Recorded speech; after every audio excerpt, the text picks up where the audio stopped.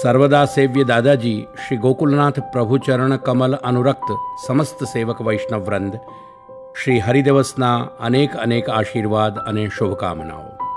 ભક્તિવર્ધિનીમાં શ્રી મહાપ્રભુ આજ્ઞા કરે છે કે યથાશક્તિ આપણા વર્ણાશ્રમ ધર્મનો નિર્વાહ કરતાં ભગવત સેવામાં બાધક ન બને તેવી રીતે આજીવિકાનો પ્રયાસ કરીને ઘરમાં રહી શ્રવણ વગેરે કરતાં શ્રી કૃષ્ણ સેવા કરવી જોઈએ.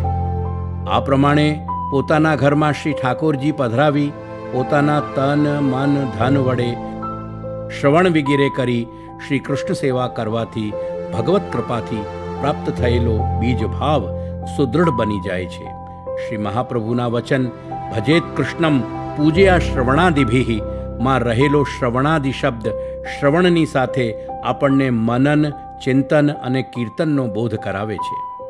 પુષ્ટિમાર્ગીય કે શરણમાર્ગીય જીવ માટે શ્રવણ મનન ચિંતન અને કીર્તન સિવાય અન્ય કોઈ પણ સાધન કહેવામાં આવ્યું નથી. આ બાબતમાં મહાનુભાવ શ્રી પુરુષોત્તમ ચરણ એક અતિ મહત્વનો નિર્દેશ કરે છે. અત્ર શ્રવણાનંતરમ કીર્તનસ્ય કથનાત શ્રોતાનામ સ્વરૂપ ગુણલીલાનામ ભાવનમ કીર્તનાત પૂર્વમ અર્થબલાત પ્રાપ્યતે.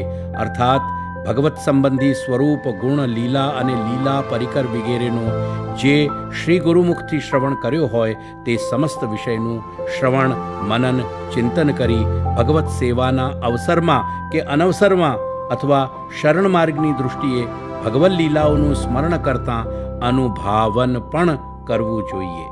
અનુભાવન એટલે ભક્તિ સહિત ભગવાન નામ સ્વરૂપાદિને પોતાના માનસમાં ગ્રહણ કરવું. તેથી શ્રી ગોકુલેશ ચરણ શરણાનુરાગી સેવક વૈષ્ણવો આવો આપણે શ્રી હરિરાય ચરણોના શબ્દોમાં આપણું જીવન સફળ અને સાર્થક બનાવીએ.